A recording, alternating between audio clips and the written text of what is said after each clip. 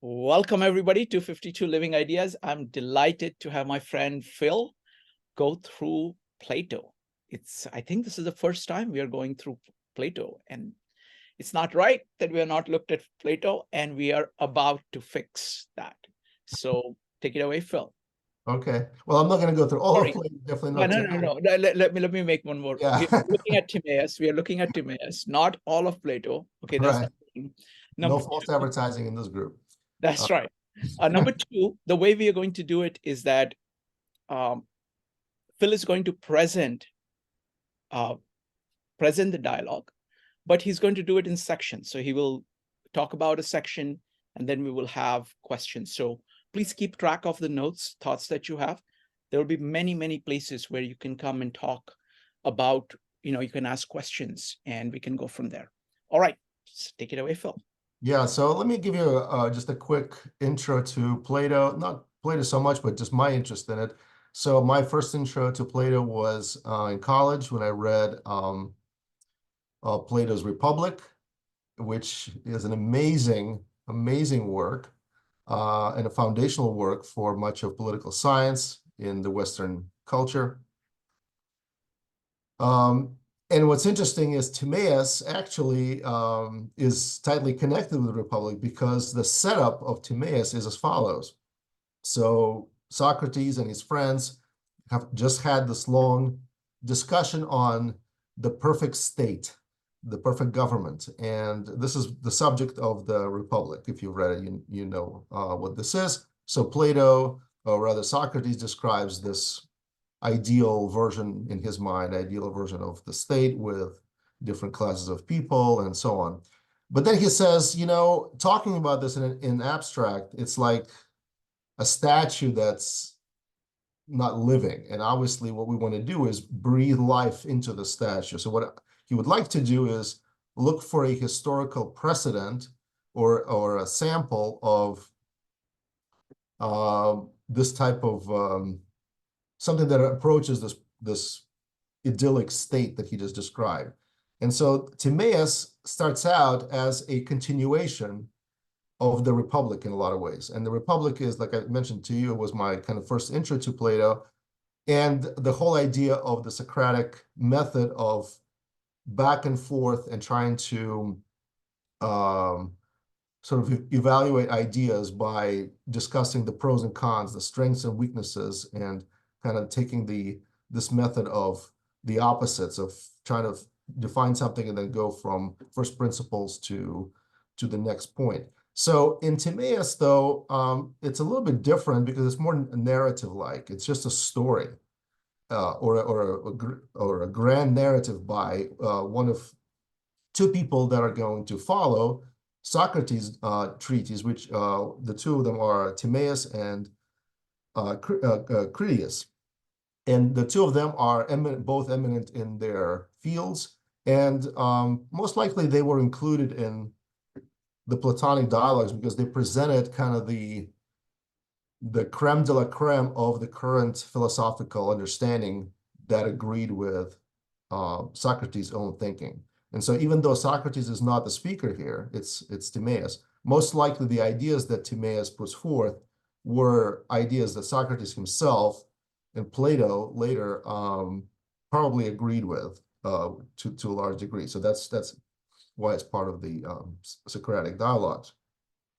This particular dialogue is amazing in a sense that it has had a huge influence on so many Western thinkers that have followed.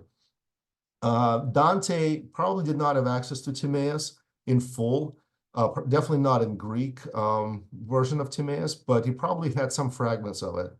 And so he did most likely get some ideas that probably found their expression in Paradiso. We'll see maybe some of that.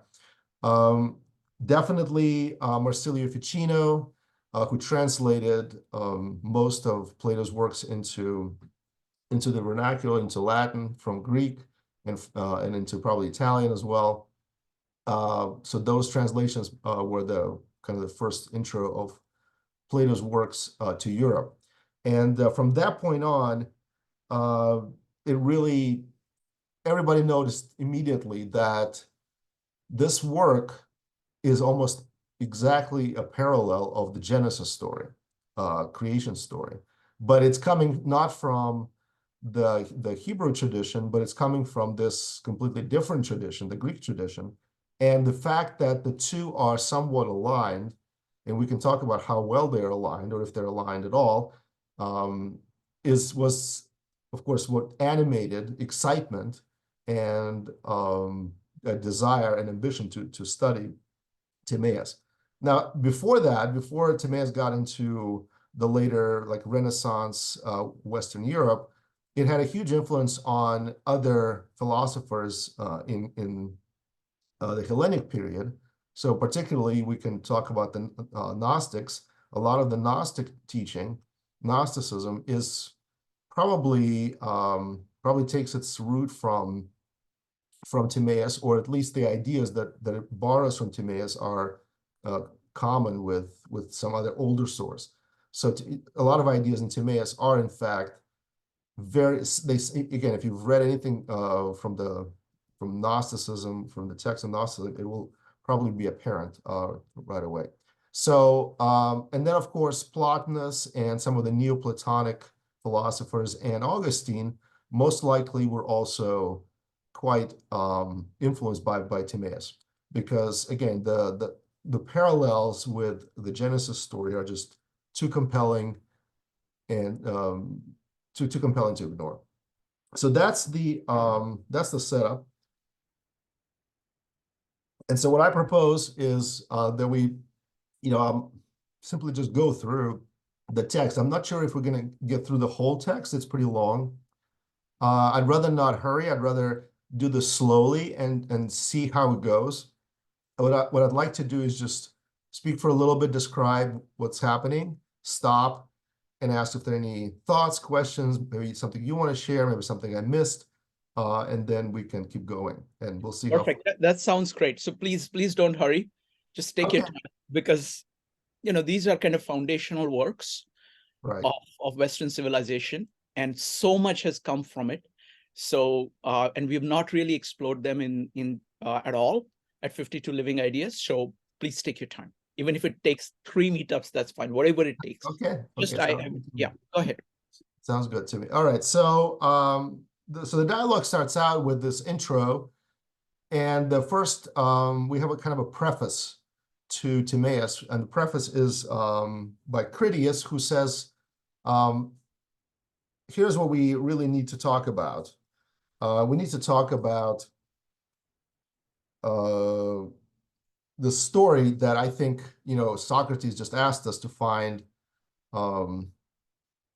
a historical counterpart to his idealized state, and I think I have one. And so he starts out and retells essentially the very interesting story that's told by an Egyptian priest in the city of Sais. This is a little bit of a rabbit trail, but interesting still. It doesn't have a lot to do with the main thrust of this dialogue, but I want to mention it for this reason. It is the origin story of our myth of Atlantis. So the idealized state that he's talking about is Greece in something like Greece pre the Greek Dark Age, which is the time of Homer. So just before that, according to Critias, according to the story that his grandfather heard from an Egyptian priest, Greek state was in this sort of golden age. And the evidence of that golden age was that they were able to withstand an attack by this advanced civilization, which was located on an island at the, what do you call it? The Pillars of Heracles, which is basically the strait that goes into the Atlantic from the Mediterranean Sea. So the fact that they were able to withstand and then conquer this advanced civilization, the Atlantis civilization, and kind of witnesses to their is a witness to their own perfection and so on. And interestingly, and again, this is it's hard to judge the veracity of this, but according to Critias, what do you know? They happen to have the exact caste system, if you will, that Socrates describes in the Republic, which is kind of this separation of the artisans, the priests, kind of the general population, and then you have the philosopher kings or the guardians. And so, according to Critias, Greeks in their sort of this golden age period, that's the government that they had. So this is kind of the setup and the preface to the rest of the story. So then Critias says, okay, well, this is great, but we really need to start with the first principles. And in order to do that, we need to talk about the origins of the world. And the best person to do that is Timaeus. He's the most renowned astronomer in our group. So microphone goes to Timaeus. And any questions so far before we get into Timaeus and kind of the origins of the world? I don't know if anyone has any thoughts or questions. If not, I'll just keep going.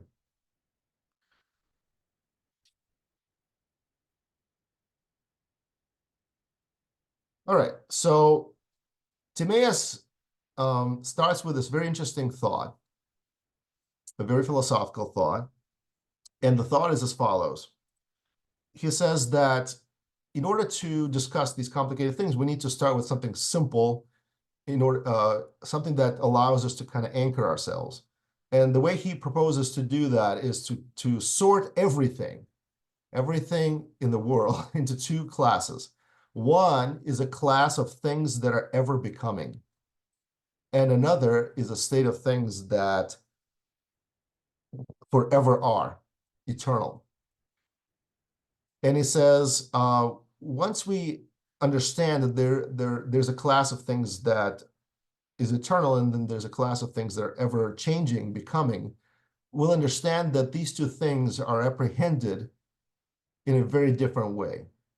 And the word, the word for apprehending, it's like, it's literal, right? Apprehending means when you kind of can encompass something or almost like hug something.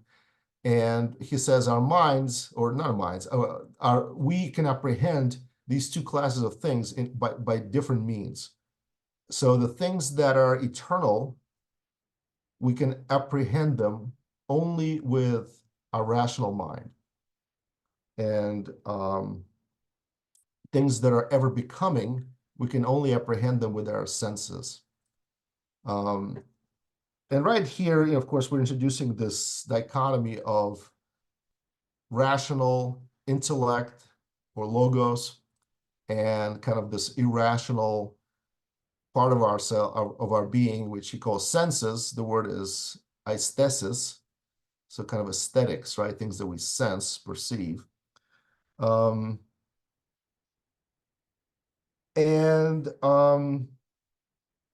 things that are sensed with our senses, they are irrational, all logos, right? They're not necessarily rational. They're just perceptions. And so things that change, that's how we deal with them. And pretty much everything around us is becoming, is changeful. And the way we perceive them is through our senses. And he uses another word there. We form opinions about them. The word for opinion is doxe. This is where we get our word for orthodoxy, the right opinion, right? The things that are eternal, the ones that we apprehend with our minds, this is not about opinion. This is about knowledge and truth. So aletheia and let's see, what's the other word he uses there? I guess I don't have it here. All right, so one other observation that he makes, and again, this is just setting the foundation for everything that's going to follow, so it's really important, is that he makes kind of maybe obvious, but also foundational observation that things that are becoming are always changing because there's some cause that's causing them to change. If they were imbued with life and activity, then they wouldn't need a cause, but they're not. And so they always have some cause that impels them to change. And of course, you can kind of see where he's going with this, because if you trace it all back, there's got to be something. This is the argument for God, essentially, the unmoved mover, the first cause that is not caused by anything, and that you have this eternal that is actually the underlying cause for everything that's becoming. A very simple thought, but also very deep thought when you think about it. I think even scientists would probably not dispute that argument necessarily. So this is his intro to the discussion that's going to follow. Okay, so now that we've made this observation, number one, he makes another observation. He says, you know, everything that is becoming is, we can say, is created in some way, is made in some way. It's becoming, right? It's being fashioned, like a pot is being fashioned by the pot maker. Well, he says everything that's made is always made with some sort of pattern in mind, some sort of model. The word that he uses is paradigmata, paradigm, right? So this is, you know, we have a paradigm, a model or a pattern that's used when you make something. And this is what he says. If the thing that the person is looking at when he's making an object is itself something eternal, then what is produced is going to be beautiful. Kalos, right? Like calligraphy. But if you're looking at something that's changeable, then it's not going to be beautiful. It's going to be somewhat chaotic, and it's not going to have that harmony and sort of this, yeah, harmony probably is the best word for it. Okay, so now that we've made these two observations, let's ask a question. So we look up at the world, and the world is, he uses two words for the world. One is cosmos. This word, by the way, is the same word that's used in the word cosmetic or cosmetics, which again, it's something that's orderly and beautiful and shapely. Cosmos, we call it cosmos in Greek. And the other word is Uranus, which is just the heavens, Uranus. So he says, looking at the heavens, looking at the world, ask yourself, is it beautiful? And this to me was probably the most moving, when I first read this dialogue, and I've read it many times, but this is the most moving part to me. When he says that he asked the question, then he answers it and says, well, it's obvious to anyone that the world is the most beautiful thing you can think of. And here I'm thinking, you know, these guys are sitting in, you know, heat of ancient Greece. They don't have any amenities that we have today.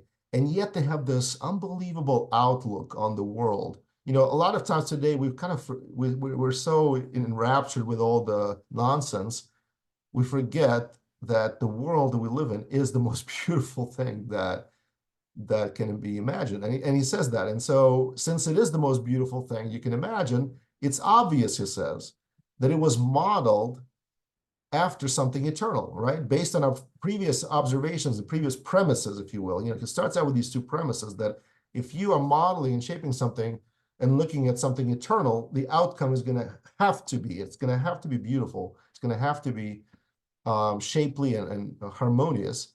And so since we've made that premise, based on that premise, if we now look out and use our observational skills, then we have to go back and say cosmos has to be made according to some eternal model. All right, I'm going to stop here because I think there's a lot already to discuss. I'm curious if anybody has any thoughts or observations. So I have several things. You know, I've been reading, you know, kind of the Genesis and all of that, and I see the similarity. I mean, it's very deep. It's very deep. So first you talked about the eternal and the temporal. Then is talking about the creator and creatures, the eternal principle, the eternal creating the temporal. And also, interestingly, it is creating the temporal through a paradigm. So there is something in the middle too of the through part, the logos part. Okay, this is the pattern, this is the principle, creative principle through which everything. And this feeling that the creation is beautiful, that is there in all the, especially the kind of Orthodox theology. That's very large. It says, "How great are your works, O Lord! You made everything in wisdom." So it, that is, in the liturgy, that's like a core line. And you kind of look at the creation in order to look back at the principle.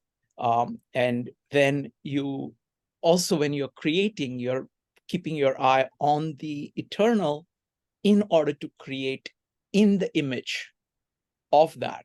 And that's what beauty is. So this actually captures kind of the truth and beauty connection.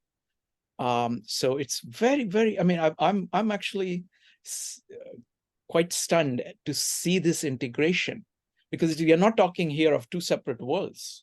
We're not saying that eternal, there is this world, and never the twain shall meet. But it is saying that you standing here, if you look up and then look down, then you create something that is beautiful, that will actually remind you of what this thing is. So it is this is very, very fascinating. Anybody else? So I don't know if you want to comment on that, you're welcome to do that, Phil. If somebody else has anything to say, go ahead and type an exclamation mark. Joe, go ahead. Give me just a second. I'm going to unmute everybody. Go ahead. Yeah, so no, I mean, I think this is an interesting point.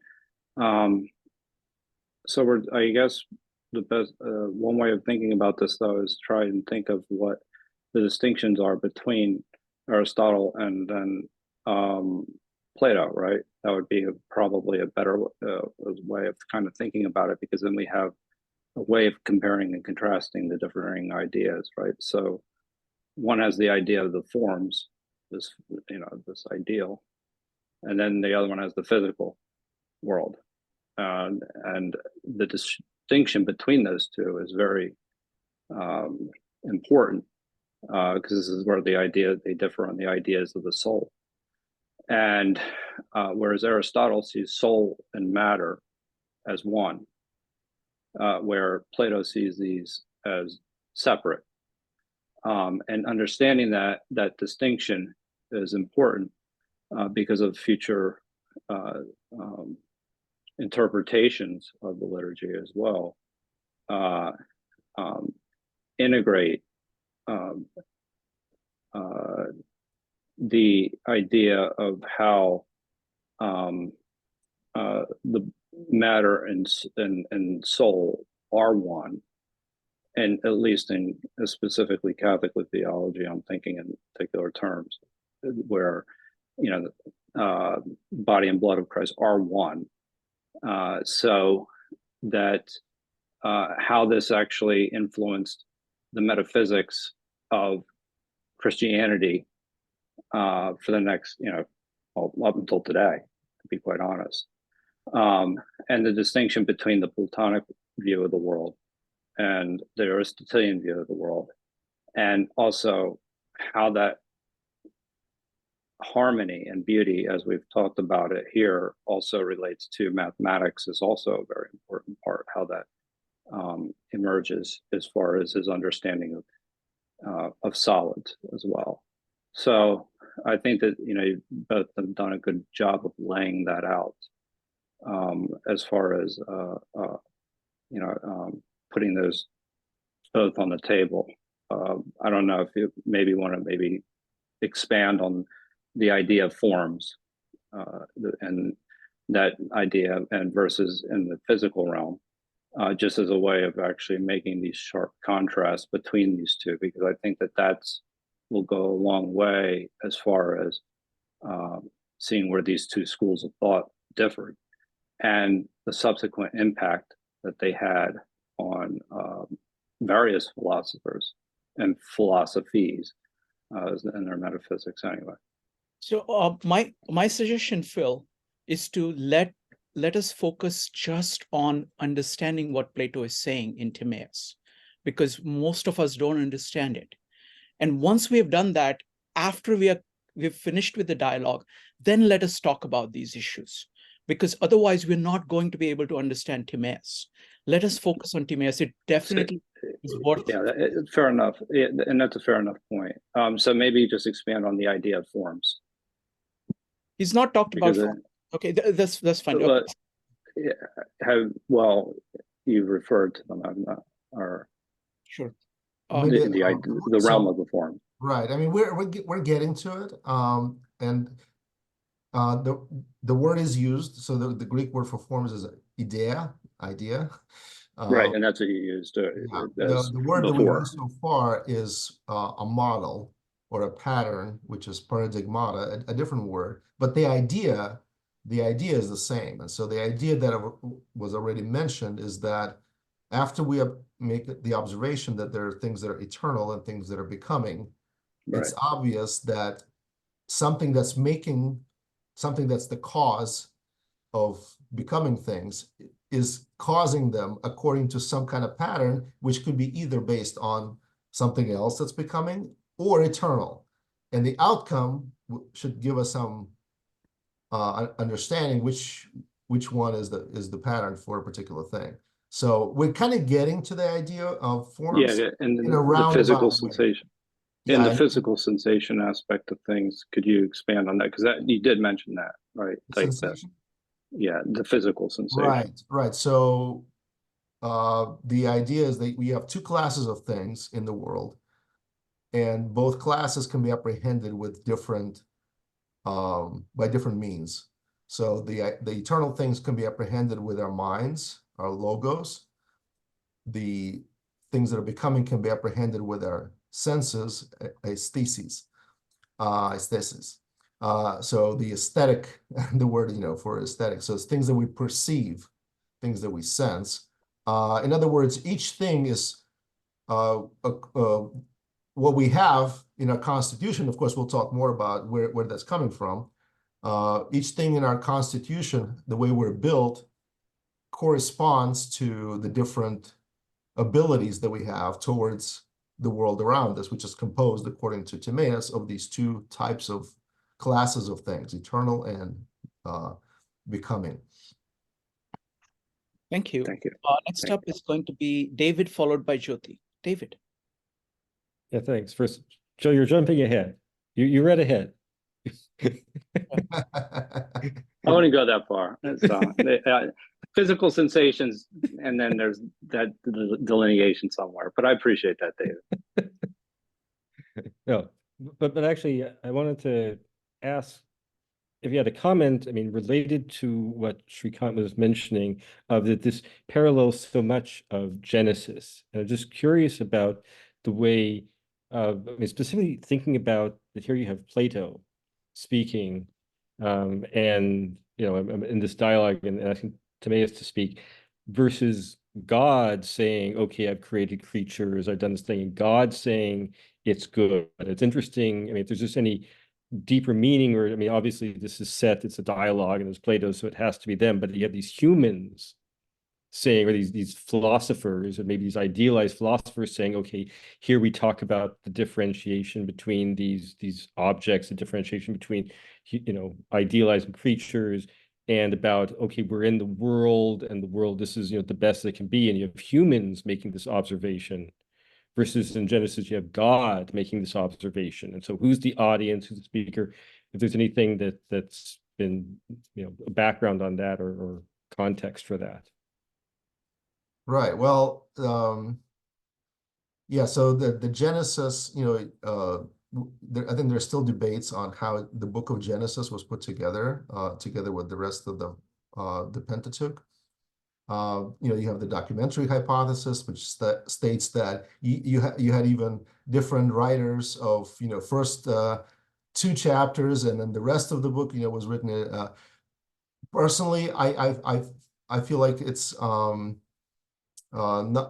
not the most compelling way to look at it, because these types of stories, these types of myths, they're beyond a particular writer. Just like Homer probably didn't come up with the myths that he put into his ballads or odes that later became written down. So the story of Genesis it is very different in the sense that it's presented as fact and not some human speculation. That's a big difference. But to me, the parallels, and they'll become more obvious, I think, as we go along, is not so much with the details of the story. I mean, a lot of the story is parallel, but the attitude towards the story. I know if I could just to clarify, I was talking about the difference in narrator. I'm not talking about saying that Just Genesis is narrated by God, or at least the person, versus this is narrated by Plato and human beings. I'm just curious about, the choice of putting these statements in the mouth of the human beings versus putting into, the gods of Olympus or something. Just that's what I meant. Right. Well, I think that's a great observation. I haven't thought about it that much, but actually, now that you mention it, I guess it makes sense. It makes sense for Timaeus, instead of appealing to authority and saying, this is what the priest told me how the world began, or something like that. What he does is he says, this is something that is comprehensible by all of us. So it's not about me or about some other person that I can appeal, using a voice of authority to. This is about us following from the first principles. And all he wants to do is draw the reader in and to realize that, in fact, we all have faculties and abilities to reason about this together. I think it follows all the rest of the Plato's dialogues. The model is, we're not going to tell you how to think. We're going to tell you, or rather, we're not going to tell you what to think. We're going to teach you how to think and how to reason about it. And then you can maybe either agree with us or disagree with us, but this is the kind of the idea, right? So we're talking about it, and there's this careful chain of syllogisms, right, from one to another, and you can either follow along, or you can say, no, there's a problem with this premise, or there's a problem with your antecedents or consequence. So this is the model versus Genesis, which doesn't assume anything like that. And in Genesis, it's not about reasoning. It's not about anything like that. It's about faith. So you either take it or reject it, and that's your choice, but it's a completely separate kind of paradigm. So from a narrator perspective, yes, it's completely different, I would say. Not even close. But in terms of content and in terms of what it's actually presenting and the picture that it's painting, I think we'll see some pretty compelling parallels. Curiouser and curiouser. This is really, really fascinating. Just a very quick comment on what David said. I would say that in the Bible, eternal is personified. So eternal is personified. The paradigm is personified. So the idea of person is crucial to how Bible presents everything, whereas this is impersonal. So next up is going to be Jyoti. Yeah, hello everyone. Phil, I don't have any background in Genesis.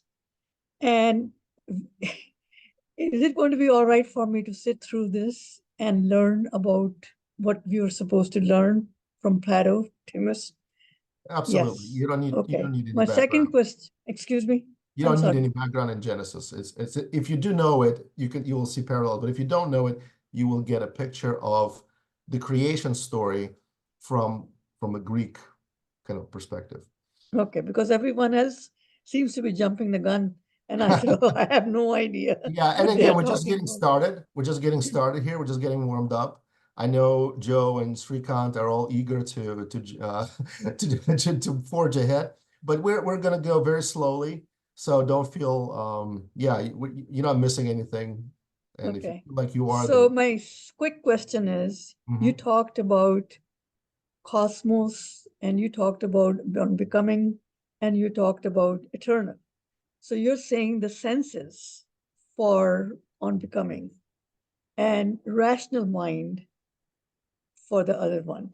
eternal. So can it not overlap? Because I can't imagine on becoming just through senses and not using the rational mind. Okay, that's a great question.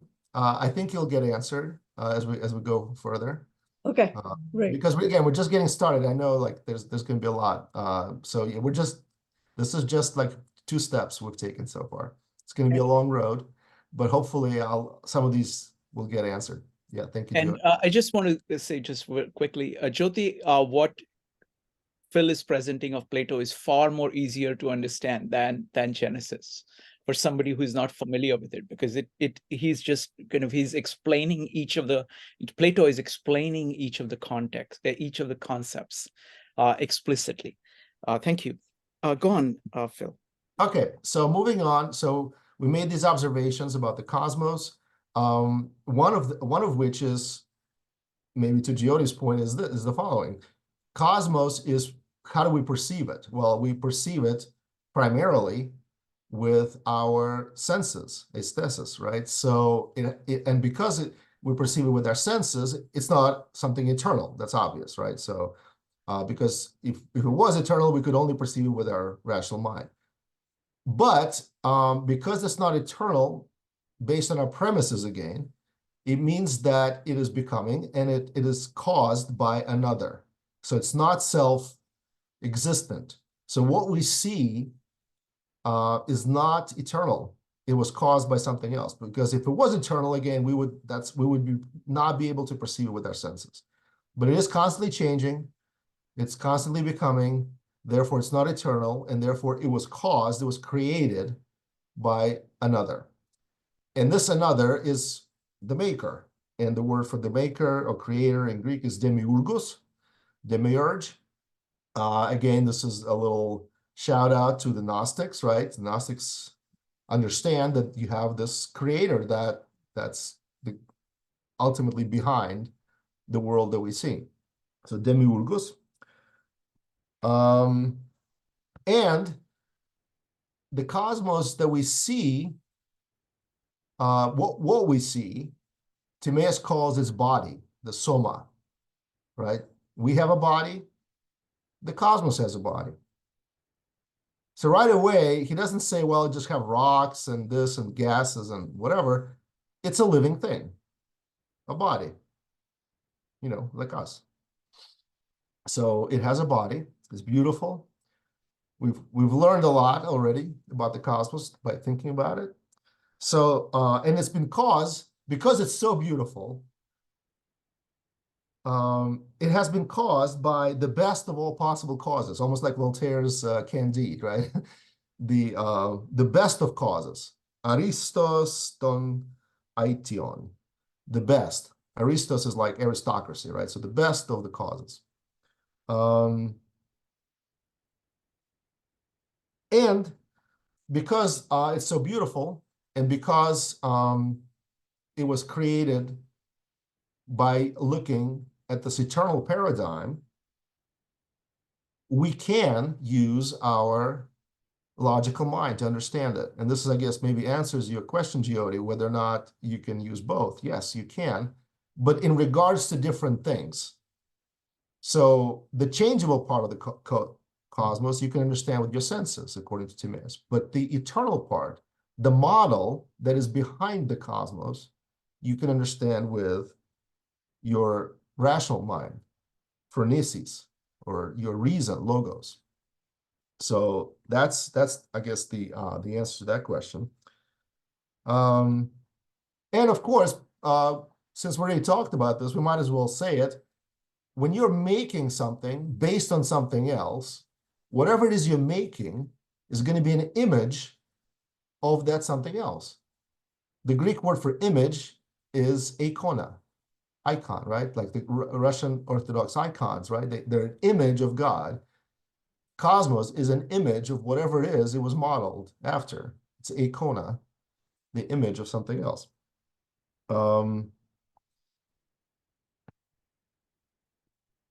Now, again, going back to perhaps beating this dead horse, of beating this horse to death, we should say that whenever, or Timaeus says that whenever we talk about things that are, whether they're eternal or changeable, our thoughts necessarily are going to be like the thing that we're describing. So we can be more orderly and rational when we talk about things that are eternal, because the things that we're describing are in fact orderly and rational. But our thoughts then describing whatever phenomenon we're talking about are themselves a likeness of whatever it is that we're talking about, right? When I talk about a car, I'm talking, my thoughts, my expressions are a likeness of that car.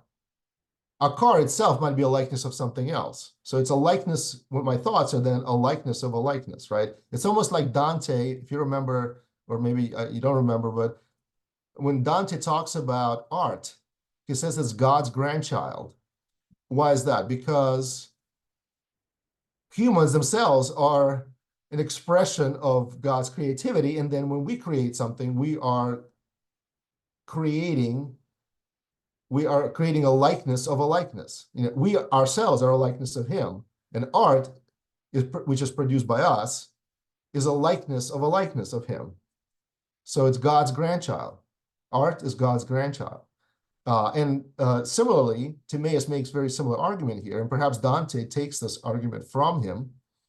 This is, again, one of those possible references that we don't know. And he says that our thoughts, when we have this discussion, our thoughts are going to be similar in likeness, in kind, to the object that they're describing. So this is almost like a disclaimer, I guess. He says, so forgive me if I'm not as precise when talking about things that are becoming. I'm going to be more precise, hopefully, about things that are eternal because of their nature. Okay, so that's that. Then we have the next question. So we figured out that the cosmos, number one, is changeable. It's not eternal. It had a cause. It was caused by the best of all possible causes. He doesn't name God per se so far. He just says a cause, itia. The question we have to ask, why? Why is everything created? And this is where Shrikant, I might disagree with you when you say Genesis story is more personal, this is impersonal. This gets personal right here. Go ahead. So this gets personal, and obviously Timaeus has an answer, right? He's asking a question. He's not going to just leave us hanging. So he says, here's the answer. And I mentioned this is, to me, the second, probably most moving part of this dialogue. The first one was about the realization that the cosmos is actually the fairest of all things that one can see. The second one is here. And it says this. He says, now he names the creator. He says God, Hotheos, like the God. And he says that God is all good and uniform in that.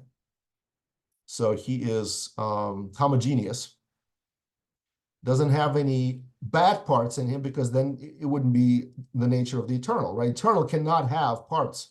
It's by nature completely homogeneous. And because he is good, he doesn't have any part in him that's envious or jealous. And because he doesn't have anything jealous or envious in him, he wants to, as much as possible, for everything else to be as perfect as he is. He's not afraid of competition. He wants everything to be likened to, as much as possible now, to his nature. And that's why he created the world.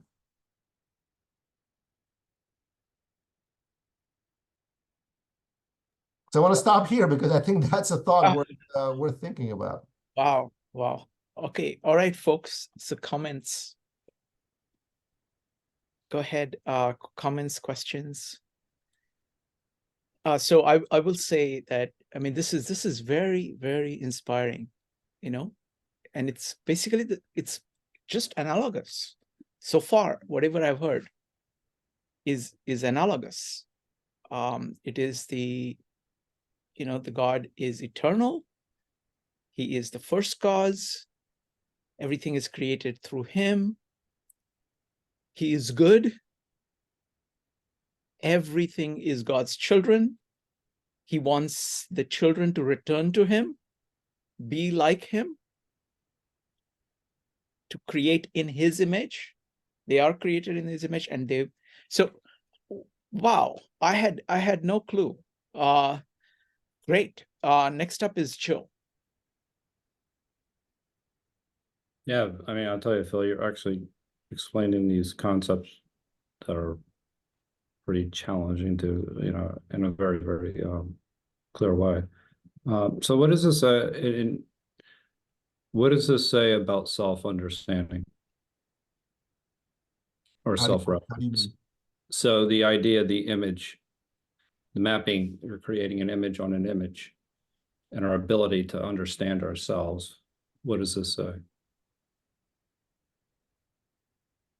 Right. So we have, so I guess maybe again, maybe jumping a little bit ahead, but just probably you might have guessed already that whatever it is in you that is that rational part is itself a likeness of the eternal, right? Because it can apprehend what's eternal. You cannot apprehend what's eternal by something that's changing.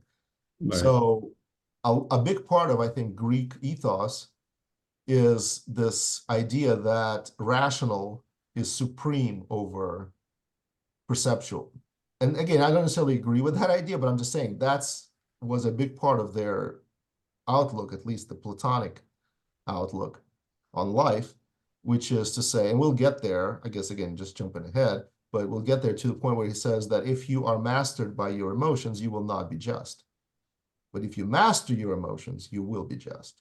And so point being is that you have certain parts in you that are eternal, certain parts in you that are themselves becoming, and the parts in you that are eternal are there so you can grasp, comprehend things around you that also have that eternal nature in them.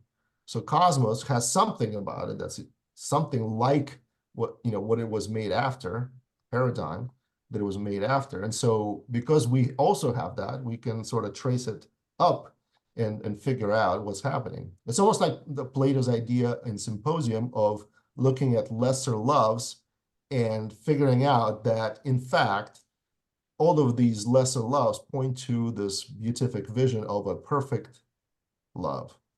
And again, you can disagree with him, but that's the idea. That's the thought. One clarification. You talked about the demiurgus. Mm-hmm.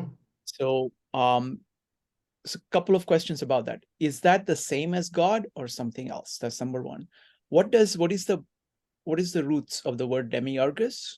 And is it only one demiurgus? And is it the same as God or different? Yeah. Yeah, I think so. If I remember correctly, the orgos part, that's just works. So so demi is like people. So it's like a craftsman, right? So and the idea was it's not some sort of, it wasn't very it wasn't like some sort of upper class person. It's a person that's like on the streets making things, right? A craftsman, demiurgus. As far as, is it the same as God or not? So this is where we're getting into this Gnostic idea that in fact they are separate. Now here, this is what's interesting. I kind of stopped right before this next point, which is this. So in the text here, it says that, we just stopped at this point of God wants everything to become as perfect as he is.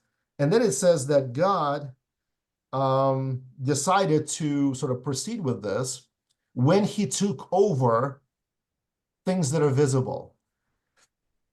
He took over, which is kind of an interesting word to use. He took over, like he wasn't taken over before and things. It almost sounds like this is where it becomes interesting, because in Genesis, it's also kind of not clear, like the creation out of nothing, right? Or did things kind of exist anyway, and God created, it's not, you can interpret it two different ways. But here it's pretty clear that things were already existing. They just were not in this perfect state. And so God takes over. The Demiurgus takes over. He is God, but he's also the one who takes over. So it introduces this a little bit of a distinction, perhaps, and a doubt whether or not he is the head and the only one, or is there something else going on here? So there's some interesting, I think, room for interpretation. Wonderful. Thank you, Phil. And Phil, if I or anybody else asks a question which you think will be properly answered later on, you just say later, and we can. Okay, I'll do that. Next up is going to be Katie. Is there a connection between idea and ideal? Yes, absolutely. Probably direct connection, right? So ideal is something that is, in fact, described by an idea, right? It's perfect. You can describe a triangle in a perfect way. Absolutely perfect. No blemish. But creating a perfect triangle, right? Maybe making a model of a triangle, that's a complicated thing. If you want to make a perfect one, probably impossible.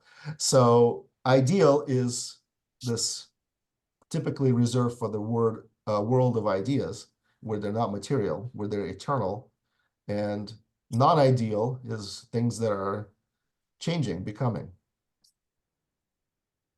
All right, shall we go on? Yep. All right, so what's happening now? So God wants, because he is good, because he's not envious, and he wants everything to be as close like he is to his perfect state. He wants to bring things to that same state as much as possible. Now, what state are things that he observes them in? And it's interesting that they are in motion.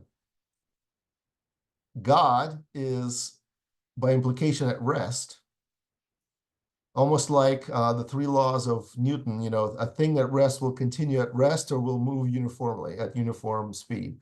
So God is at rest, and he's at harmony with himself, but things around him are not at rest. They're in motion. They're moving, kinumenos. It's a participle. They're in moving things, kinetics, right? So, and they are not just moving in any particular way. They're moving in a way he uses the word dissonant, like they're out of tune. Now, later on, this will become important because we'll talk about creation, but things before they're created, they're like a Brownian motion, right? Random kind of. Now, the Greeks do not like randomness. They really don't. Today, we like randomness. We like things that are somewhat chaotic. And in fact, a lot of times scientists are in search for perfect randomness. They can't find it. So we're kind of in a different camp today. But the Greeks really, really did not like randomness. They like things that are very orderly, predictable, and perfect, because to them, that was a quality that was eternal.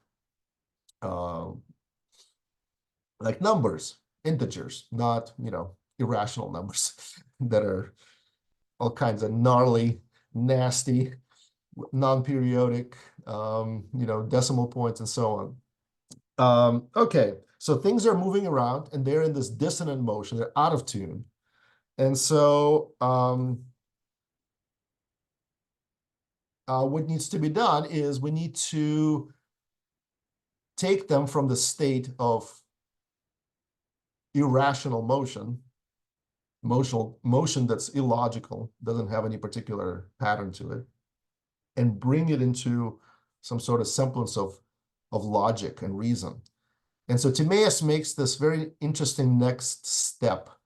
And he says, God realized that in order for anything to be logical, it has to have a soul. And so now we have a picture already emerging. We just said that cosmos has a body, soma. And now Timaeus tells us that cosmos is going to have a soul, psyche. So this is a very interesting picture. First of all, it's a picture of something that is alive. And it's very different. And again, I'm not saying like this is true or not true. You guys can decide all that. All I'm saying is you have a very different view of the world if you look at it as something that's alive, living, versus if you look at it as just collection of rocks and minerals and dead kind of elements.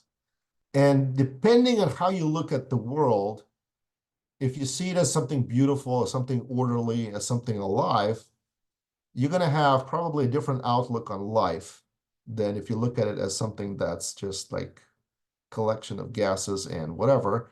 And I have a feeling that people that take their own lives or take the lives of others, probably where they start just before that is they really start hating the world and being and existence in general. And that's a kind of a step to destruction.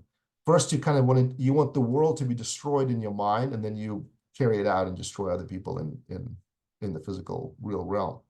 So all that to say is I think as I was reading this, I couldn't help thinking that this is a very life-affirming view of the world. Whether or not you agree with it scientifically or not, but philosophically, the idea that cosmos has a soul, it's a living thing, it's a logical thing, it has all the same senses that we do. I mean, that's where we're going with this. And it has them probably to a larger degree than we do. If in fact, it's a model of the eternal, and we're not even in the picture yet, right? This is just the world we're talking about, the cosmos. So God decides that in order to have a rational, logical world, it has to be imbued with a soul, the psyche. And so cosmos is going to be a living creature. And that's what it's called in the text. It's a zoon, right? Like the word for zoo. It's a living creature, zoon, like an animal. And this zoon is empsuchon. It has a soul. It's embodied with a soul. Well, in Genesis, if you remember, God breathes the spirit of life into man. That's what makes him alive. Here, it's a little bit different because God breathes his spirit not just into man, but he breathes into the whole universe. And the whole universe is going to be alive. And he says, well, is this cosmos like, we just said it's a living creature, zoon. Well, zoon was used for like animals and whatever. So he says, is cosmos like any particular animal? Is it like a tiger? Is it like a whale? Well, no, of course not. It has to be like an abstract living creature, the most abstract living creature after which all the specific living creatures are modeled. So yes, all of the living creatures have something that cosmos has, but they have it to a lesser degree because cosmos embodies all of it, right? So it gathers all the different characteristics of life, and it has them all as this kind of the ultimate living creature, right? That's the picture. And of course, cosmos doesn't have parts because also it wouldn't be perfect. It wouldn't be, so it's homogeneous. Okay, it's homogeneous. Another way of saying that is self-similar. It's like itself. And it's its own likeness in that sense. Okay, then we have another question. Is there only one cosmos, or are there many? This is the question, the famous question of Giordano Bruno, who, of course, disagreed with Timaeus here and said that there is an infinite number of worlds. Timaeus says, no, there's only one universe. Why? Well, if there were two or three, then there would be something else that encompasses those two or three, and that would be the real cosmos. So by kind of this process of regress, you can say that there's only one thing, and whatever infinity of whatever it is you're thinking of, that's contained in that. So there's only one. Otherwise, there will be parts, and parts are not congruent to this idea of a perfect whole. And the perfect thing, since cosmos is supposed to be like God as much as possible, it has to be a whole, homogeneous, single unit as God.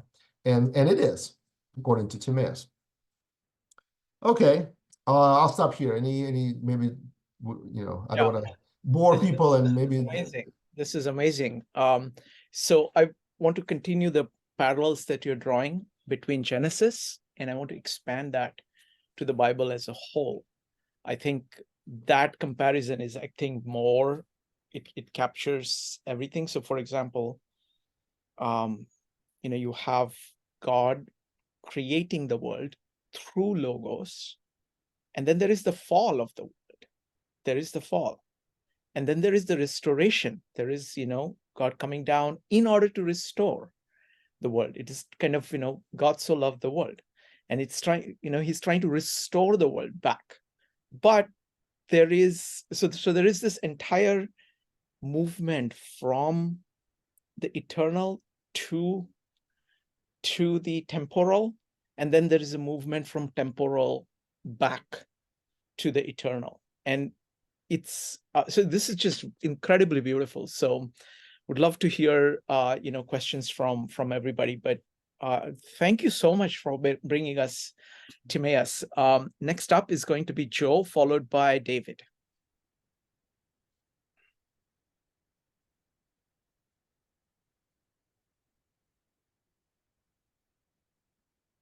No, I mean, I did actually, that was an exclamation point from before. So, All right. yeah, Sure. I don't Let's necessarily have anything other than the fact that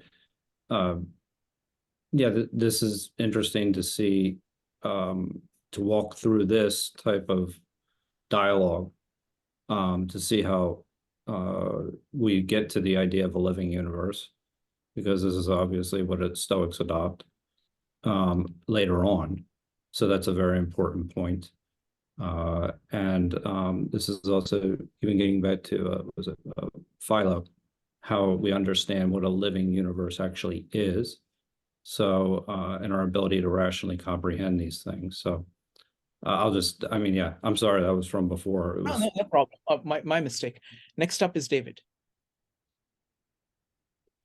Yeah, it's just recognizing the similarity to a lot of recent cosmological investigations going on. I'm not up on the latest material of multiple universes versus a single one, but it's I noticed that in some ways it's sort of a tautology, or sort of the way Timaeus has defined this,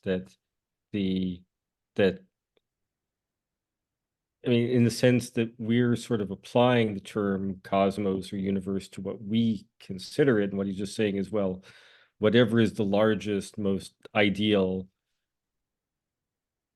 object is what he's defined as the cosmos. And the cosmos is, beyond. So in other words, like, okay, if you have multiple universes, well, that's contained in what I am defining as the cosmos, is this metastructure or superstructure, which isn't really contradictory. It's sort of just sort of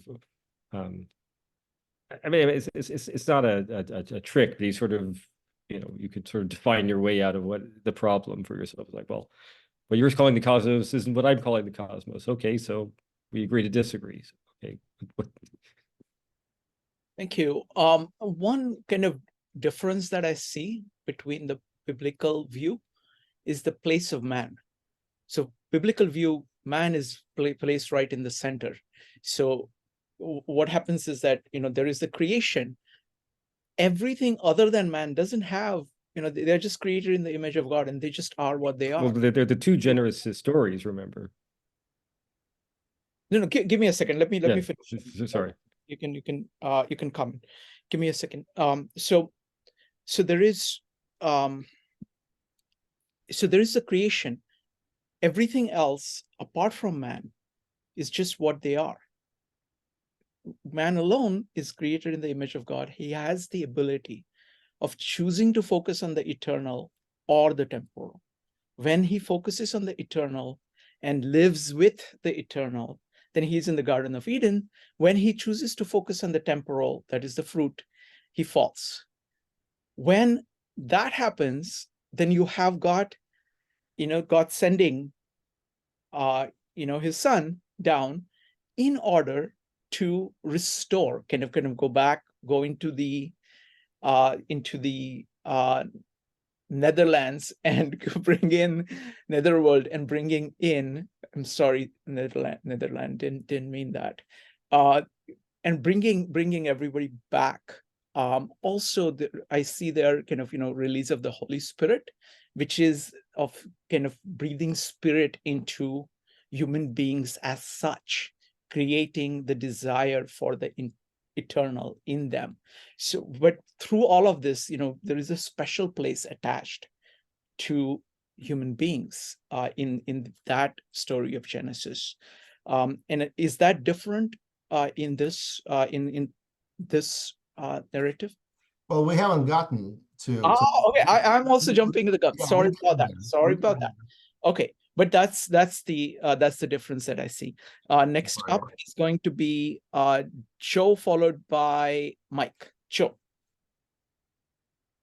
Yeah, one thing actually that just had come to me, actually, Phil, you talked about the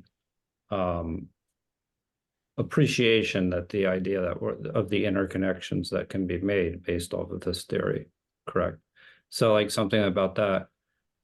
So the idea of sympathia, right? That they, how we can understand each other's emotions themselves and how that's the way we're actually connected.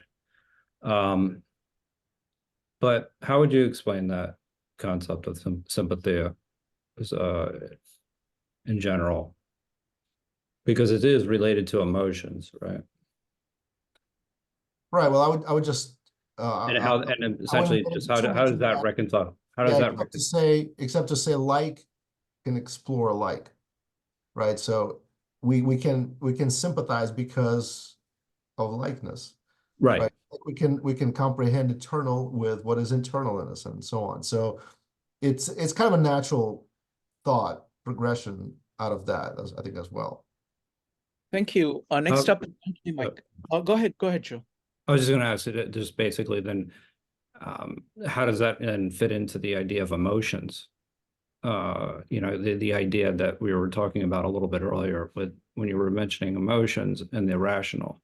Right. So if you want interested in kind of the mechanics of emotions, you have to wait because we're going to get into that as well. I hope so. We haven't even created man yet. See, you guys are all interested in man and how man is fitting into all this, but we haven't even gotten there yet. We're just setting the stage for man with the. All right, we are still on day 5. Yeah, exactly. You're on day 5. Yeah, don't get into day 7. All right. Next up is going to be Mike. Mike, go ahead. Okay, as usual, I'll have some very incomplete thoughts that are going to be really questions rather than statements. This was written around, what, 500 BC? Somewhere around there, yeah. Or even recently. Pardon? Yeah, that's yeah. Now, Genesis, if you believe some of the stories, was written around 2000 BC? Unlikely. Probably very close. Not likely. It was written in the 1500s. In the final. Depends who you ask, but I think most archaeologists would say way early, later than that. Probably around Babylonian captivity or Babylonian captivity. Captivity. So this is okay. So it wasn't written. The entire 5 books of Moses didn't come down, and he was up there for 40 days and 40 nights, and all he did was brought back 2 tablets, not the whole. Or did he bring back Deuteronomy only? Yeah.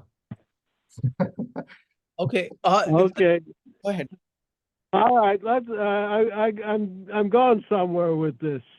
You're saying was it written, but you're saying it might have been. Some people claim it was written after after Plato's time, right?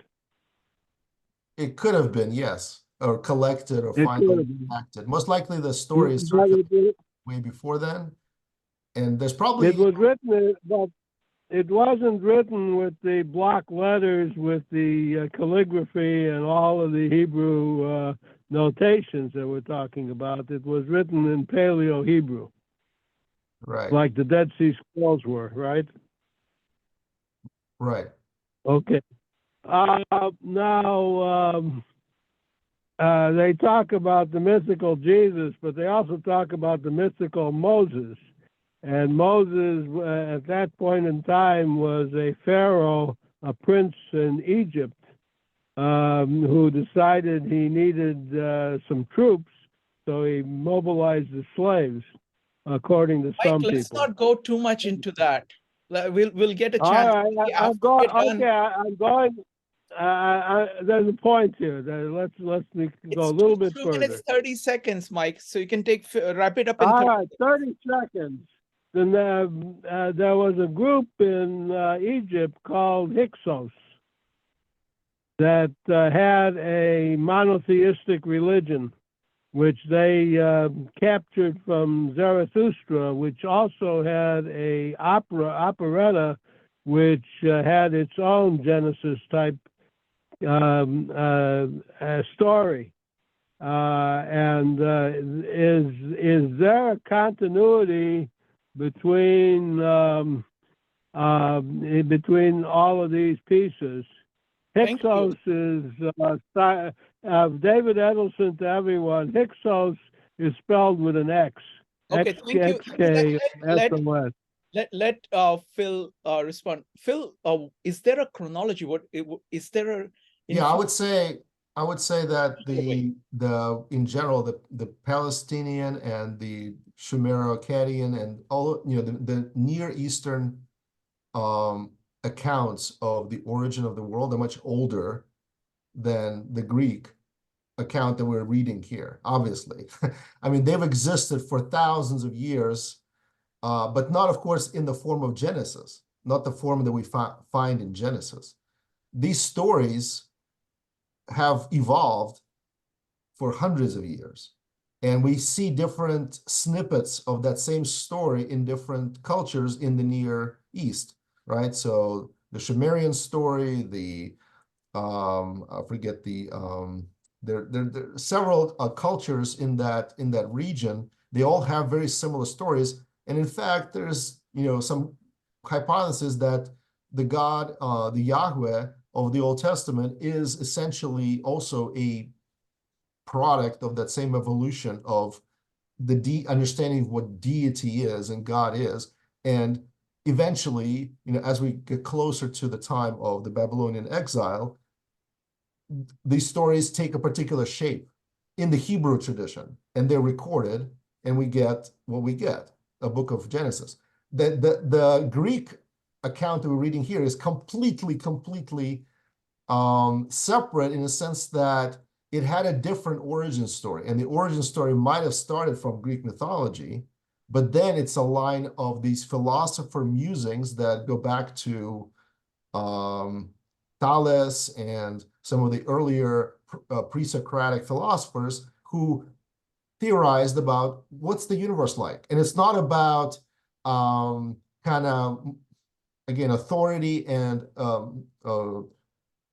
I mean, to a degree, maybe it is because you have these different schools of thought, right? You have the Ionian school, you have this school, but it's really about the argument. Which argument makes the most sense? And what's interesting to me personally is that you start from two different camps. One is this sort of like visceral, mythological Near Eastern source, and another one is this rational kind of Socratic method and so on source, and the two arrive at something that is actually very, very compatible and complementary. This is what's amazing. It's not so much did one derive from the other or did they borrow ideas, and I mean, they could have borrowed ideas from one another, sure. But the point is that you arrive at a very similar conclusion, not to say that there are differences, there are, and they're important, but what's interesting and what's in some ways, I think, profound, is that you arrive at this juncture and you can say, wow, this is actually, I'm not even sure, am I reading Genesis or am I reading Timaeus? This is where I'm going, is like, you arrive at something that actually sounds very much like the Bible. And that's what struck and had this huge impact on people in Western Europe when they first translated Plato's Timaeus, and they read it like, I can't believe this. These guys are pagans, right? They're not monotheistic, they're not Christians, they're not anything, and yet they have this text that sounds amazingly like what we read in church. So that's the kind of, to me, the big aha moment in all of this. Let's go on. Okay. All right, so we talked about how many worlds we're going to have, and that the cosmos is one single entity, right? If it's going to be resembling the eternal, the one that is. And we said that it's going to be a living creature and it's going to have a soul. Now we probably should talk about the body. And the body is going to have some substance. And so the substance, big surprise, is going to come from the 4 elements that the Greeks have settled on. It's going to be the water, hudor. It's going to be the earth, ge, like geology. It's going to be the air, and fire, pur. So the 4 elements, number 4, which again, everybody loves number 4. What's not to love?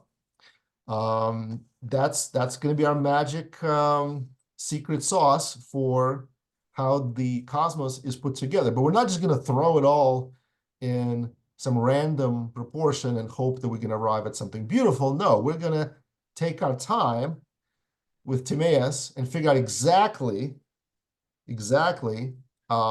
what's going on here. So first of all, we talked about things that are alike and things that are not alike. And I think a question was, well, how do you bridge this gap? And so Timaeus says, okay, well, from a physical perspective, we have 2 things that are dissimilar. We have air and we have earth. And the 2 are dissimilar, and so it's not clear how we're going to join those 2 together. But here's the thought. When you don't know how to join something together, you take something else, a 3rd element, that has properties of the other 2, and it becomes this sort of cement that brings the 2 together. And in general, you have this idea that you have 2 things and you're going to introduce a 3rd. And 3 is another magic number that we want to underscore here. And so we're going to have air and we're going to have earth, and we're going to use something that's in between. But the problem with the in-between element is that it also needs to have something that's more like the other that is binding versus the thing that is binding to. And so we're gonna need 4 elements, and the 2 of them that are going to be the binding element, they're going to be close to each other.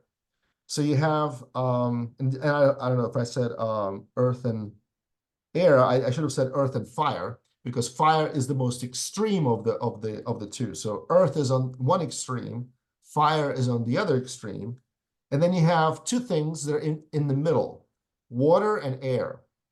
And so water to earth is as air is to fire.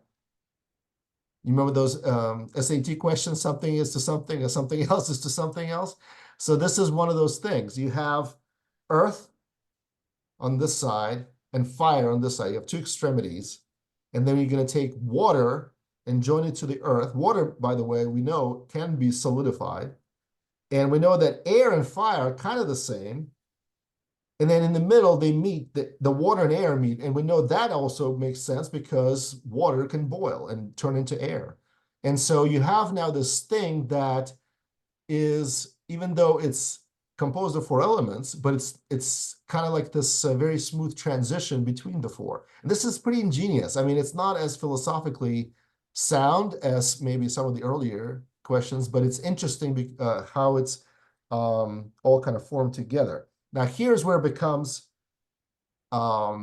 truly brilliant and truly profound because it affects so much of Western culture. This idea that because you take these things in a certain proportion, what you end up with is a series of fractions that in fact approximate the musical diatonic scale. And the Western musical scale is based on these proportions, the harmonious proportions, right? All of our music is based on these scales. They found a particular, if you take different frequencies of sound, how they relate to each other, it's harmonious to the ear by trial and error. It turned out that these are all integer fractions. And according to Timaeus, here is where it's coming from. Here's why it's harmonious to us. Here's why we think it forms, is because the cosmos itself is made from the very get-go, from the very beginning. It's made using these proportions of the materials that it's made of. They're not all kind of uniform. They're all in exact proportions to each other, and they have these thirds and fourths and halves that are formed from how these things are mixed up. And so you end up with this harmonious whole. Here's another thought that, again, I just like how the words that are used to describe it. Because all of these things are kind of alike, and they all bond with each other, guess what the relationship of the cosmos to itself is? It's philia, friendship. The cosmos it likes itself, basically. It has this filial relationship to itself. It envelops everything, and it has this philia relationship to itself. So it's at peace and in harmony with itself. By the way, a word for proportion is analogia. Analogia, I should say, if I put the emphasis on the right place. So analogia, this is how, of course, we get our word for analogy. Analogy is just the relationship between two things. A proportion is the same thing. A proportion is a relationship between two things. Of course, ana and logos. Logos is reason. So everything is created with reason in mind and in this sort of very careful, methodical fashion. Nothing random here, nothing that happens by chance. It's all measured and precisely apportioned, and it results in this particular makeup. And everything is used up. There's nothing left over. So there's no earth or air or fire floating outside of this. Everything is used up. So cosmos takes up all of these elements, of course. And there's no, it's not a mixture, like a mixture of cement and water. It's all one thing. And even though there are 4 different elements that form it, it's formed in such a way that they're indissoluble. And according to Timaeus, only the demiurge who put this together can dissolve it. We cannot.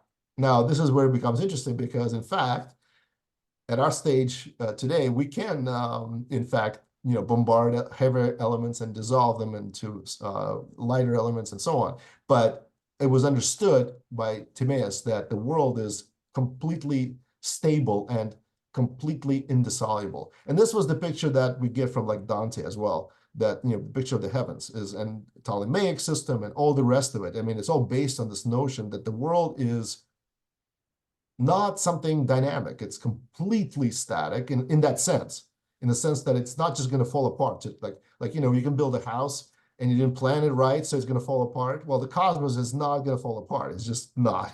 It's built to last, kind of like one of those cars, car commercials, built to last or something like that. So anyway, That's the picture that you have. And it's unailing. It's ageless and unailing. It's just cosmos is like it's going to get old and tired, and it's going to like, oh, I can't move anymore, and just fall apart. No, because it's made this way, it is completely unaging and unailing. So that's the other part about it.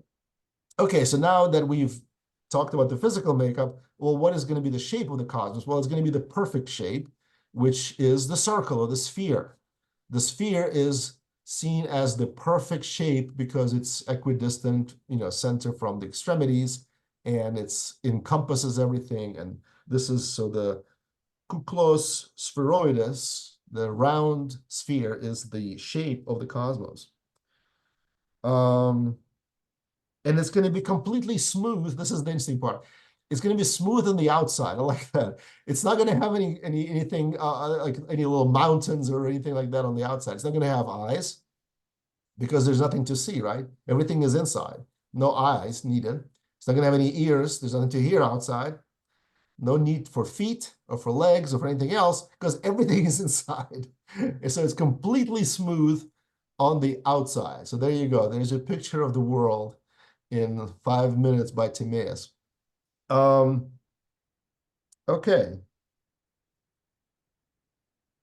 And of course, it doesn't need a mouth because nothing is coming in, and doesn't need any other apertures because nothing is coming in or out. In physics, we would say this is a closed system, right? It's not, there's nothing coming in or out. It's a completely closed system, and it's self-contained, and it's self-similar, homologous, and homogeneous. So this is the picture of the cosmos. One other thing about the cosmos is it's self-sufficient, autarkes, autark, right? Cosmos is the ultimate autark. Doesn't need anybody, doesn't need anything, has everything that it needs from itself. And this is where we get another interesting tidbit. So you remember we started out with things being in motion, and the type of motion that Timaeus, he didn't talk about it then, but he gives us certain hints. So there are 7 types of motion according to Timaeus. 7. And only one of them is the perfect motion.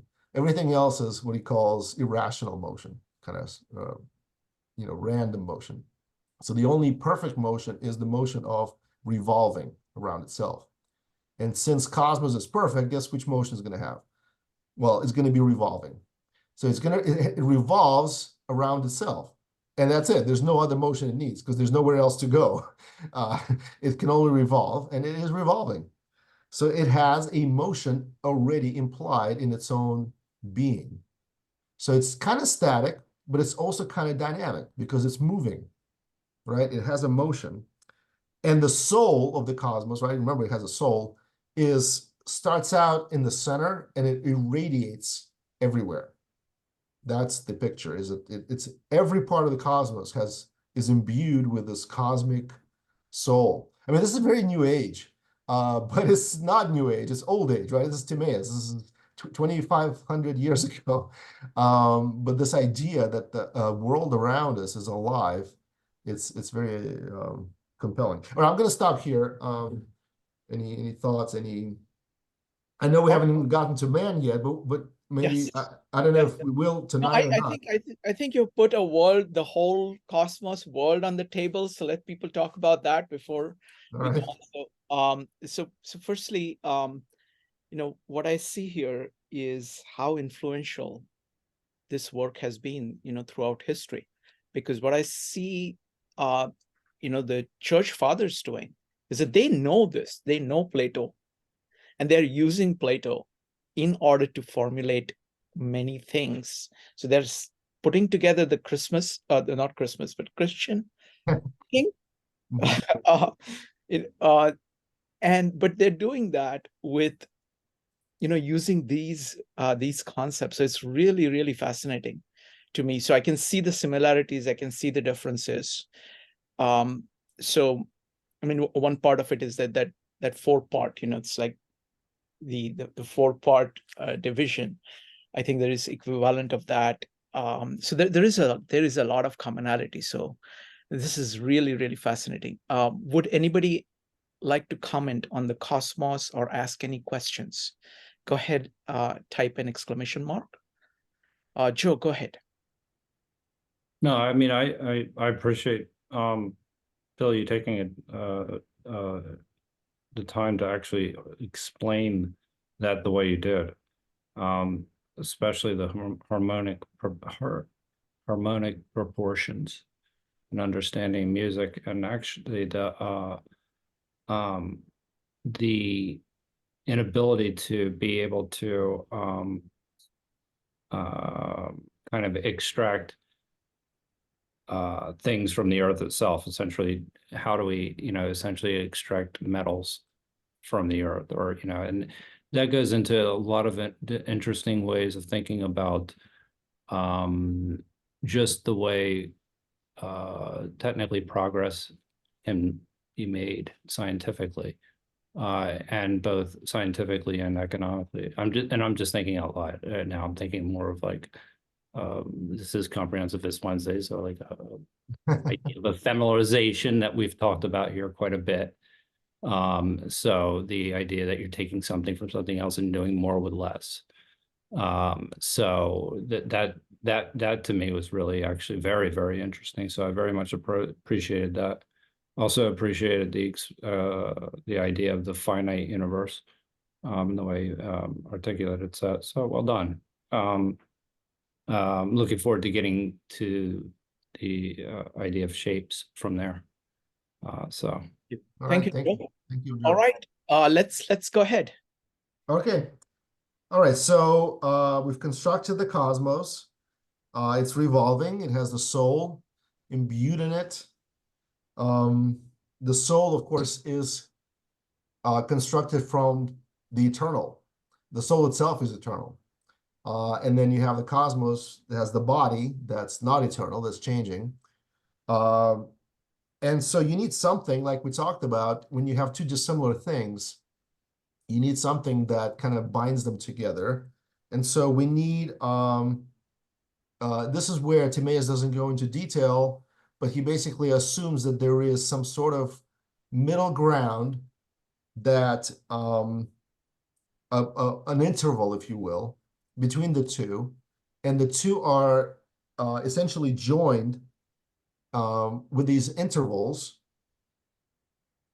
and the intervals are between the eternal, the non-eternal,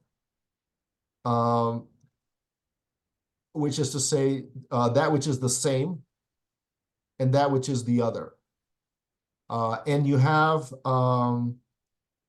certain proportions again that are taken to sort of bind it together, and you divide everything into intervals. And when you do that, you have intervals that naturally form as powers of 2 and powers of 3. So if you imagine you start out with 1, that's kind of the if you think of the Pythagoras and their sort of number theory, you have this 1, and then you split into 2 branches. One of those branches is going to be powers of 2, meaning you put things, you divide things in 2, right? So you have something A and B, and you slice it in half, and now you have 1/2, and then you have 1/4, and so on. And so you have powers of 2, and then you have, when you have a half, well, then you have now something that's a third thing, and that becomes a seed essentially into another branch that's going to go into powers of 3. So now you have 2 things that are kind of equidistant from each other, powers of 2, powers of 3, and when you combine the two, you get these ratios, which are the ratios, and I'm not a huge buff in music theory, but my understanding is these ratios are the harmonic means that we have, like on any musical instrument. And so therefore, the music comes both from the physical makeup, the soma, which comes from the 4 elements, and it also comes from the psyche, the eternal element of the cosmos, which is also built in these according to these intervals. And the third thing that's going to cause an actual music of the spheres. This is the motion within the cosmos. So we said that cosmos revolves around itself, but it has other motions within it. And these are the motions of these things that are self-similar, but not exactly the same. It's the motions of the eternal and the becoming. The eternal is, you can think of it as the motion that's going at the, I guess, the diameter of the sphere on the outside. That's the eternal one. If you think of Dante, this is the area of like the Empyrean, right? The fiery heaven. This is the outskirts of the world, essentially. So you have this motion that's going on the exterior part. On the interior, you have another part. You have another motion, and it's going almost like perpendicular to each other. So they are transverse revolutions, right? Like if you put two sticks, they're going to go like this. And then you kind of bend them, and they're both revolving, but they're revolving at right angles to each other. And within those, you're going to have smaller revolutions according to the proportions that we just talked about. So you make, since there's 7 motions, you make 6 intervals, and they form 7 parts, and you're going to get these the harmonic mean, or the harmonic means. So with all that, the speeds are going to be dictated. This is almost like Copernicus. I don't know where they got that from, but it's almost like Copernicus, where it says that the speeds of rotation, I mean, Copernicus, okay, it's not like Copernicus because he said the speeds were, I think, as the cubes of the radii or something like that. But here it's proportionate to the radii of these rotations. And because they're rotating and moving, they're producing sound. And the sound is not just some cacophony, it's a beautiful, heavenly orchestra that's producing like this amazing harmonious sound, the music of the spheres. This is where it's all coming from. So later on, when you have references in Dante, in Paradiso, that's what you hear. You hear the music of the spheres. Where did they get that from? Well, they get it from Timaeus, among other things. So this is where the logic of it all, kind of combining the mysticism of the Pythagoreans and their numbers, and combining these ideas on the origin of the world, and combining the idea that the perfect shape is a sphere and a perfect motion is revolution. Well, you arrive at the idea that things are revolving, so they're moving air, they're moving substance around, and it's got to produce something, some kind of noise. Well, it's not noise, it's actually a beautiful harmonious sound because of how these things are related to each other. So this is the origin of this view of the world that's quite artistic. I mean, you have the soul, you have everything is alive, everything is producing these beautiful harmonious notes, and we're just missing a couple of brushstrokes to finish it all off. Wow. I know you're a math guy, so I just want to can I quickly tell you about how those ratios work Sure. in the diatonic scale that he's talking about? So you got do, re, mi, fa, sol, la, ti, do, right? That's the scale, right? So do and the upper do, there is a proportion of twice. So this is 1 and this is 2, okay? Right in the middle there is the so. Do, re, mi, fa, sol. You can see the so integrates most resonantly with the do because it is plus 1/2 of this. So this is 1, this is 1 plus 1/2, right?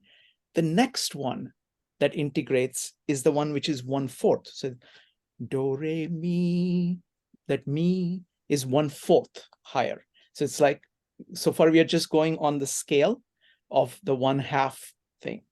And then if you take re, do, re is 1/8.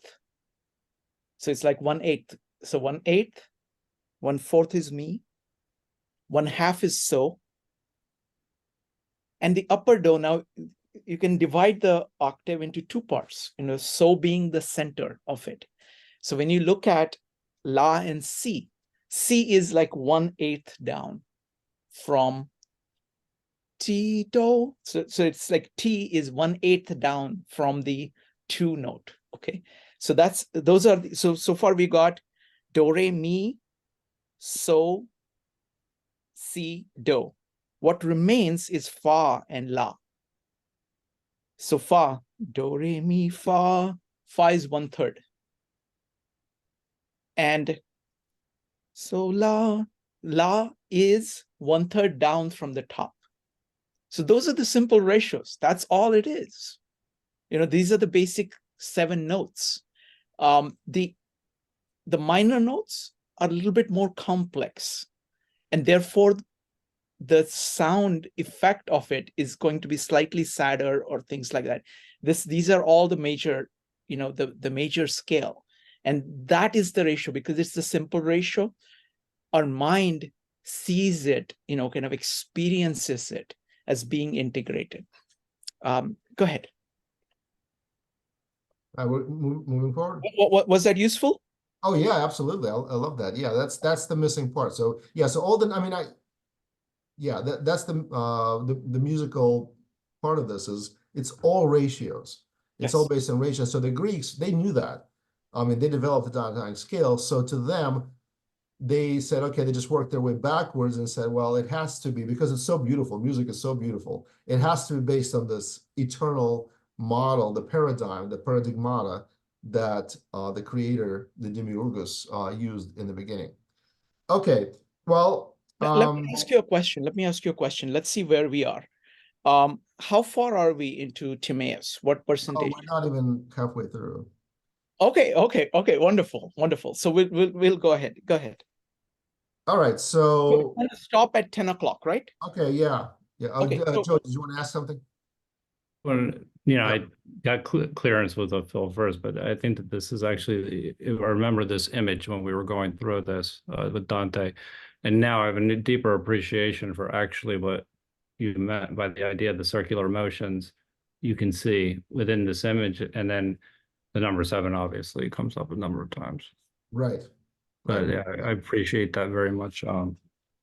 And we're not, and we haven't left it all yet behind. So we're going to come back to this picture in a second as well. Oh, good. Oh, good. Okay. Thank you. Yeah. So bottom line, once the motion is created, God looks at everything. And in Genesis, you have this idea that God looked upon it and said it was very good. And here you have exactly the same thing. It says God rejoiced in his creation in Timaeus. That's what it says. He looked at it and he said that the cosmos is emphronos bios, a rational living thing, a rational life. It's imbued with logic. It's imbued with life. It's in order as opposed to what it was before. So he rejoiced, and but he didn't rest like in Genesis. In fact, he said, well, we do have a couple of more things we can do here. And here's what's missing. What's missing is perhaps the most obvious thing about things that are eternal. Eternity. So how can we give eternity to something that is not eternal? So this, I think, I want to set this up a little bit. I think this is one of the most ingenious, profound things in Timaeus. He said, you know what we're going to do? This is God speaking, according to Timaeus. Well, we can't make it eternal because it's not possible. But we can do the next best thing. We can give the cosmos a movable image of eternity. A movable image of eternity, which is now. So all of us live now, not a second ago, not in 2 seconds from now. We all live in the now. That's our movable eternity. And things in general live in this movable eternity. Everything is Even though we're changing, yet the way we perceive everything is through now. Even if we think about or look at or study the past, we're studying it now. We're looking at it now. Things that were not, everything is only now. It's not what it was 5 seconds ago. We can't get to 5 seconds ago. We can't get to 5 seconds from now. We can only experience the world in this movable image. Again, the word icon, right? Icon, the image of eternity. And that's what chronos is, time. So chronos is created. Just like the world, time had to be created because it wasn't there before. When you're eternal and nothing changes, there is no time. So time, Greeks understood, Timaeus, according to him, is a creation of its own. So thoughts, comments? I don't know. Wow, amazing. So firstly, I just want to, I know we've got about 9 minutes to wrap up. So firstly, I want to say that, Phil, I mean, this is just magnificent job that you've done of making Timaeus accessible to us. I mean, with me having no background at all in Plato, I'm able to follow what you're doing. So Now you should want to read it for yourself to make sure I'm not. no, absolutely, I'm going to read it. My only problem right now, my only problem right now is that I'm studying Greek, right, so I want to be able to actually read it in original. You read Greek, right? Just a little. Just a, okay. Because some of these words, what I found, when I'm reading the New Testament, because I want to spend a little bit of time on the language here of Greek. What I found in the New Testament is that just really focusing on each of those words in Greek really opens up the entire world to you, because the translations don't do full justice. Absolutely. To these words, especially just if you just focus on the key words and say, how did Greeks actually think of it? Because then, I'm using the interlinear Bible, for example, you can see all the connotations, all the different senses. And when they are using it, when Plato is using word like doxa, for example, or aletheia, there is this entire complex of connotations that are pulled with it. So could you talk a little bit? I know that language is something Sure. that it's close to your heart. So can you talk about? Well, let me since we're talking about this, let me tell you what the Greek words are that are used here. So chronos is the Greek word for time. Chronos estin eikona aionion kinetos. So time is the image of moving eternity. I mean, this is literally what it's saying. What is the word for moving? Can you go word by word again, please? Kinetos, right? Like we get our word kinetics, kinetic energy. Kinetos, kinesis, right? So kinetos, I think, is a participle, moving, right? And of course, the word for eternity is aionion. We get our aeons, right? Aeons and aeons, eons and eons, depending how you pronounce it. So chronos, eikona, aionion, kinetos. Wow. Time is an image of moving eternity. All right, I want people to comment on the overall experience of this meetup, because we're going to continue with part 2 of this. So any thoughts? Go ahead. Joe thinks it's great. Joe, go ahead. Yeah, no, I mean, I'll just echo what Shrikant had just said. I mean, I think that it was fantastic the way you actually walked through all of this, and the way you're able to unpack it is in your own words is really, and make it accessible. I think is very it's I'm afraid I'm stealing some thunder from Timaeus, because really I'm not doing a whole lot except for just. I didn't say you came up with it yourself. I'm not giving you too much credit. Right, exactly. Yeah. No, but yeah, no, absolutely. I think that, but no, one of the things that I appreciate most, as far as just commenting on some of the things that you've actually shared is that your ability to make the connection between that and Dante was very impressive, as well as making the connection between the ideas of the shapes themselves, the elements and what's in between the elements, what the elements actually create. These are all very, very deep concepts that you communicated very well. So I'm excited about it, and I'm glad you took your time by going through it. I'm a slow learner, so I appreciate it. Thank you. And Phil, I think this is lakes, because what I'm realizing is that these concepts are there in everything that we are looking at. They're all over the Bible. They are all over many, many, many things that we are there all over, Owen Barfield, you look at the experience of beauty, and there is a lot of influence of this. So if you want to do more of the dialogues, let me just ask you about the Plato's dialogue. Your favorite, which are your favorite Plato's dialogue? Which are your favorite dialogue? Well, I am a little bit partial to Republic, because that was the first one and it's so interesting. But I do like Symposium. I think that's probably my second favorite, is the Symposium. And then Timaeus. Okay. I mean, Timaeus, I mean, that's the reason why I wanted to do it, because I like it. Sure. So how about doing, you're planning to do Phaedo. Would you consider doing Symposium as well? We can, okay. Sure. So think about it. It's up to you, of course.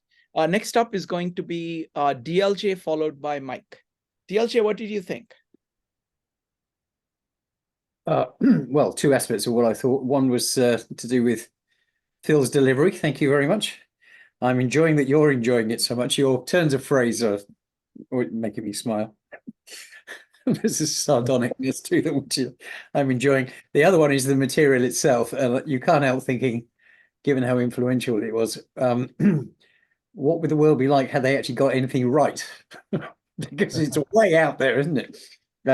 We would be in a very, very different world if they'd actually... They've start with a false premise. So you just think, what would it be like if they got it right? So there you go.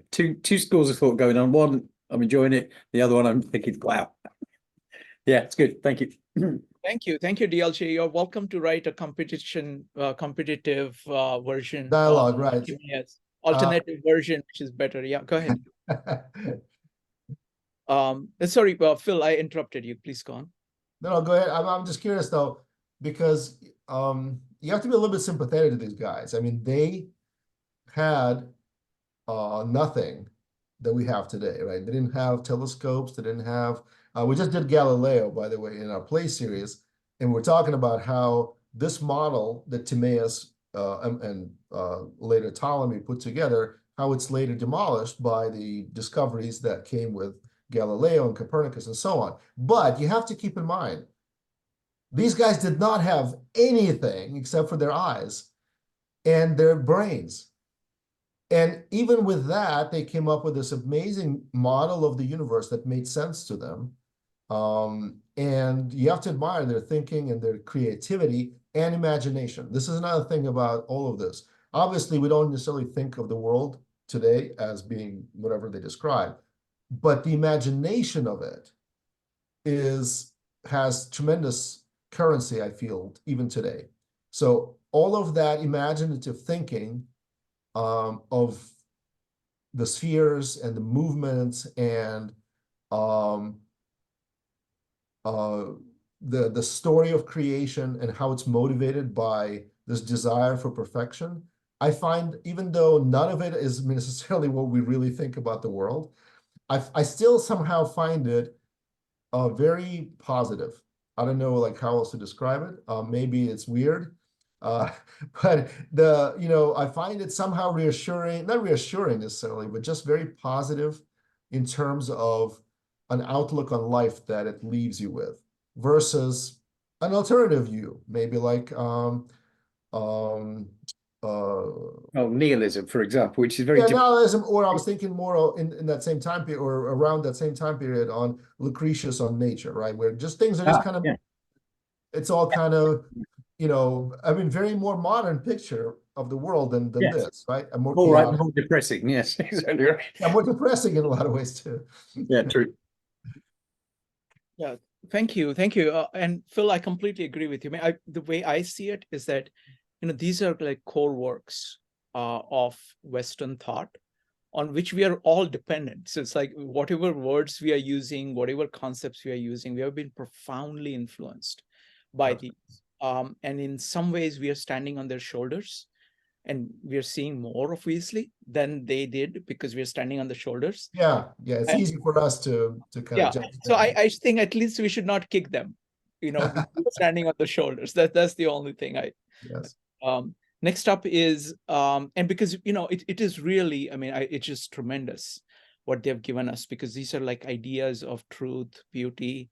And the other thing is that because they are first in order to do that, there is a quality to their speech, their writing, which has this kind of authentic grappling with truth for the first time.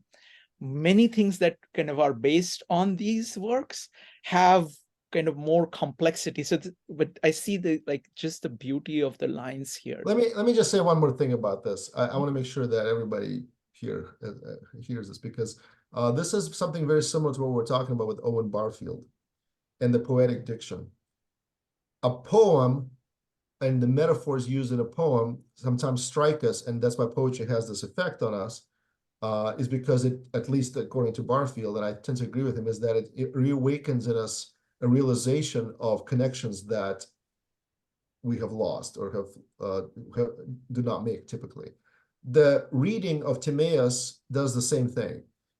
It has to be true in some sense. I don't know how it is true, but it has some poetic quality to it that obviously has inspired people and has created in them, has, served as an inspiration for countless works of art and countless ideas and so on. Can I add to that? Sorry? Can I exemplify that? Because you mentioned the Inklings, right? Or Barfield. Yeah, absolutely, exactly. Well, Tolkien's the obvious one, because if you read the Silmarillion and the Eru Ilúvatar singing the universe into existence, the music, it's where did you get that from, I wonder? Yeah. Absolutely. And also I want to say one thing about, I think, Jordan Peterson, who I don't necessarily agree with on everything, but he does make a good point that a lot of times religions are not true in a literal sense, but they're true in a much deeper, more profound sense. And that is they create a worldview that is true in a sense that it rewards you, or it's better than an alternative conception of the universe. So if you live from a perspective of, let's say, I don't know, it could be Islamic, could be Jewish, could be Christian, could be anything, that says that, look, if you have a person who is stronger and a person who is weaker, the stronger should show mercy to the weaker. That in general, I don't care what story it's based on. That story may be total bogus, a bogus story, but that principle and the picture of the stronger helping the weaker is a more positive picture than a picture of perhaps a more atheistic, more Roman-like perspective, which is, oh, I'm stronger and you're weaker. Well, you're dead, buddy. So that is also a view of the world, and it's also a philosophy, and is perhaps based on more kind of like things that we see with our eyes and feel with our fingers, but it's not, doesn't have that same power, and perhaps it's weaker in the long run. That's kind of what I wanted to say about that. Just building on that, I think the kind of the poetical quality of this work, what it is actually pointing to is that, even when they're talking about the material world, they're really talking about human beings, about who we are. So it's very deep philosophy about human beings. Even when they're talking about cosmos, actually they're talking about living things. Actually, they're talking about human experience of living, but they're expressing it differently. So you kind of have to understand their way of expression. You have to get into their world to see what they're talking about, which is actually quite different. Like you're saying, oh, is it about rocks? And I know more about rocks than they do, and you do.